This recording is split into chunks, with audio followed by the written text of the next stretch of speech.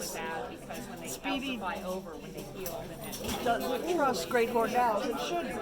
So that's why he's over by Chris instead. You are unfazed. Just beautiful. He's been doing this for quite a while. He got hit by a car in Wake Forest. Oh, my goodness. And once you get your shot, I'll show you his bad wing. Okay, baby. Okay, we're going to show wing. Yeah, he has broken. His talons are. See how this wing won't go up? Oh, I do. Yeah, and so he can't hunt on his own. See, they are able to stay with us if they're no longer able to survive on their own as education birds. Well, so Forrest can't hunt on his own, and he's been with us since 2004. And when Mr. Steve they got a call from the sheriff saying, we got an owl up here. And he said, okay, well, and takes off in the middle of the night because he's nocturnal. And he's thinking to himself, he's thinking to himself, how am I going to find this? Because back then, it wasn't as built up around here. Mm-hmm. And so he comes over a ridge and he sees this circle of blue lights. They circled all the cruisers to make sure nobody else hit him. Pretty cool, huh? It is cool. That's why we named him Forrest, because the Wake Forest guys were so good about it, weren't they? Forrest is older than me.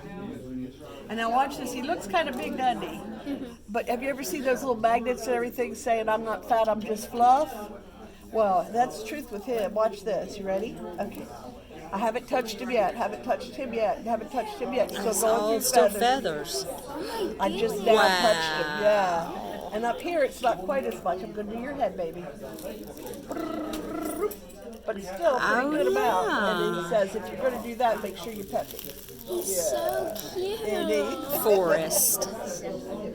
Forrest has a cage mate named Click Clack, and during mating season, these guys make all kinds of crazy noises. They're called maniac owls, and Click Clack quacks during mating season. How about that? But they have fire alarms, car alarms, babies crying, police get called all the time. We think somebody's abandoned a kid in a tree, that kind of stuff. And it's the owls. They also sound like if there are people having a wild party and drinking back and forth and sitting up in the trees going, that's them.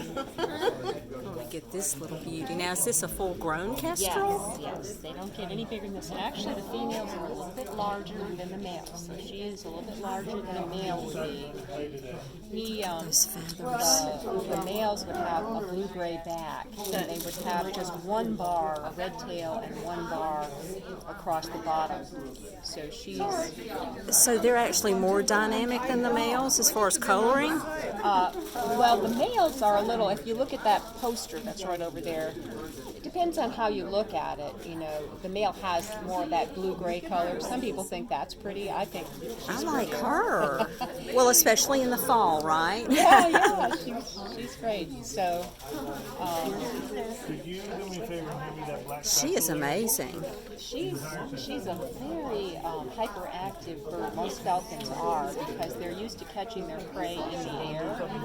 Oh, okay. Diving for it, so they're very active. Whereas, Forrest is an ambush predator. They sit still. Oh, really? And then with his fringed feathers on his wings, he can fly in silently. So if he sees prey down here, and the prey doesn't see him because he's so camouflaged, he can swoop down on it before it even knows that he's around. Wow. He'll come in silent.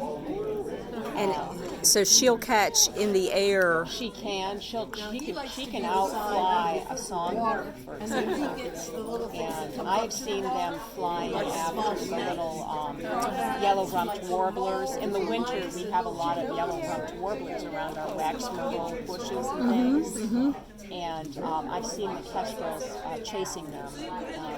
She'll catch them on the wing. The other thing she does is over a grassland area, she can actually see the ultraviolet urine trail of a bull and see where its burrow is. Wow. Yeah, I know. That's and she can cover. Yes. Yes, kitty. And she can hover like a helicopter, and as soon as that bull sticks out, she's on it, because they can do a power dive over 200 miles per hour. Wow. So they Very falcons- mighty. Yeah, they're very fast. So that's what can make a falcon tough in a reflex situation, because they're used to catching things in the air. Uh-huh. So sometimes you have to dangle through a string or something in the air for them to understand that it's Okay. Well, y'all are doing a tremendous job. I really appreciate the education. well. Steve is the rehabber. We're just volunteers that work with him. Doing a great job, We though. help him with the education work. And we have a work day tomorrow at the Refuge, and we're going to be cleaning cages and helping him with things, getting them ready for the winter. And so, yeah. Well, thank you for coming out. Well, you're very welcome. Oh, excellent. You can crop me out and have a wonderful shot. Look at that. Awesome. Now, this is the screech. No, This is the great horn. gray. Ooh, look at you. Great. Beautiful. Magnificent. Your eyes are something to behold. My goodness. All the better to see with, my dear. It's like you're a little close, lady. Back off. Is to help them collect daylight because they're more active at dusk and dawn. So that actually helps capture and reflect the fading light to allow them to see better. Absolutely gorgeous. And how did y'all end up with, is it a he? It's a male. His name is Rasputin. Rescue? Rasputin, Rasputin. Okay. after the Russian murder. Okay. We got him because he was hit by a car, and when we took him to the vet, we found out that there had been a previous impact with a motor vehicle because he had a brake that had healed, and he also had a detached retina that had partially healed, and he'd been shot with buckshot because there was some still in his Goodness. body. Dangerous being him. And and when he came to us, he'd been hit and he had an infection in his toe, and we wound up having to have one toe removed. So this is one tough bird. I tell you, and one beautiful bird.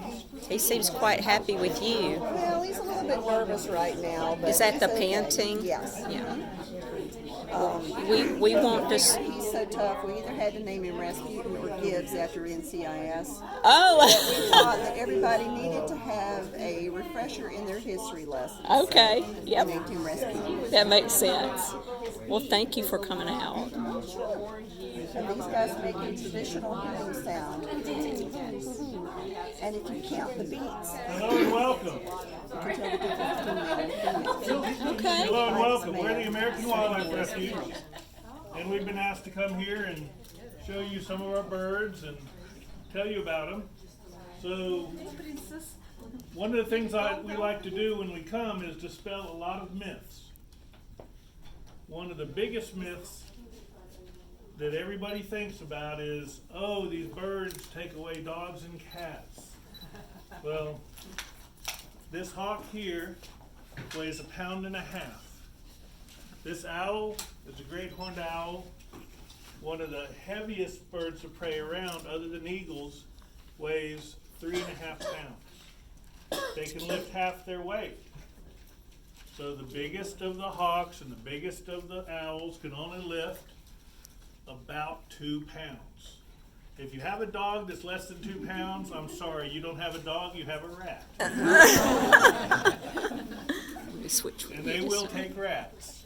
Dogs are not on their, dogs and cats are not on their actual food list any more than worms are on ours. And yes, it's possible for a human being to eat a worm, but it's not on our normal diet. So generally speaking, it doesn't happen. Same with these birds. Now, the biggest of the lies that we hear are lies that everyone has accepted for years.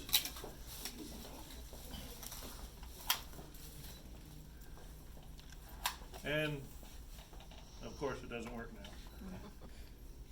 Do you need batteries? There we go. This sound.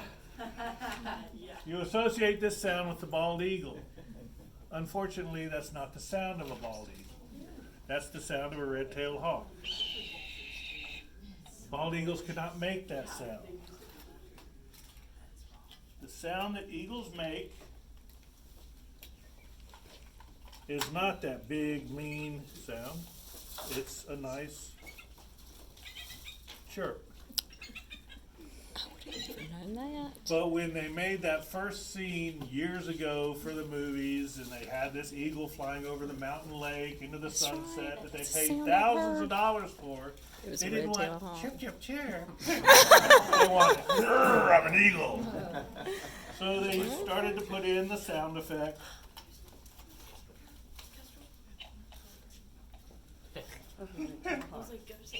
Of the red-tailed hawk. And because of that, now every media uses it. So the symbol of our country is now apparently a ventriloquist dummy for the red-tailed hawk. Those are lies that are told us because of image.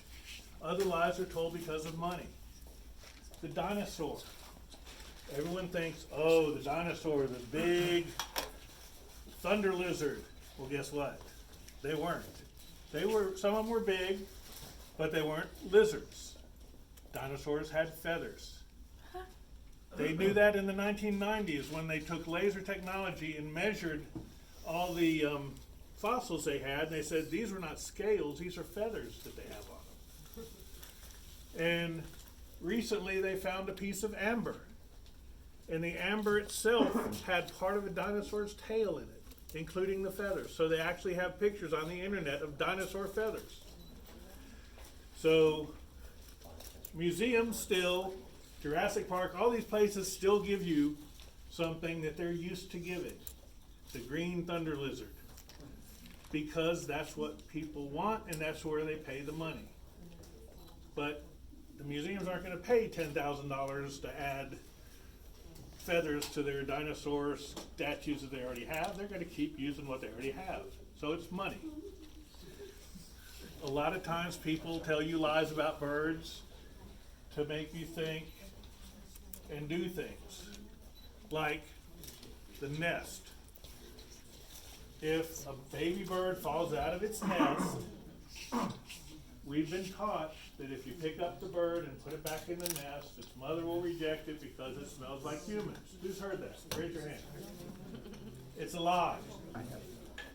First off, most birds have no better sense of smell than we do. And second off, more importantly, if parents got rid of their kids because they stank, not a single one of us would have survived diapers. But you came here not to hear about the lies you've already heard. You came here to hear about truths. So, let's talk about truths. And the first guy here is Snoopy. Snoopy, the black vulture, is sort of one of our stars. He actually has his own Twitter feed, Snoopy's World 1. And he's a bit of a character and a comedian. We got Snoopy in 2004. And we've had other vultures come and go, but Snoopy seems to be the bit of a star. He's the one that adapted most to being an education bird. An education bird is birds like these. All these birds are permanently injured. They cannot go back into the wild. They can't survive in the wild. That's why we keep them. We also had to get a special license, and we have to fill out a form roughly the same as a tax form for each bird each year. This is called fun. But this enables us to bring birds like this. Now these birds all have permanent injuries. Snoopy's injury was that he was hit by a car and it broke his left wing. It broke it right here. It's what's called a humeral fracture, so it's not funny. The bone here was held mostly together by the muscle because he's a bird. He's got muscles in his wings. You know that. Well, unfortunately for us and for Snoopy, he didn't want people to catch him and fix it because he thought they were going to catch him to eat it. So he ran away. Now, trying to chase a vulture is reenacting a Roadrunner cartoon. They're the Roadrunner and you're the coyote. You cannot physically catch a vulture with healthy legs. They run much faster than we do.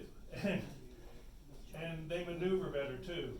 I cannot tell you how many trees I've been maneuvered into or how many fences I've been run into by vultures. They are good at running away. They are actually non-aggressive birds for the most part. They are semi-aggressive to each other, but they're not generally aggressive to people other than to try to scare you. They have a real mean sounding growl. They'll just have this, and you look at them and say, okay, I'm not getting near you. Which is good, because they can't really fight.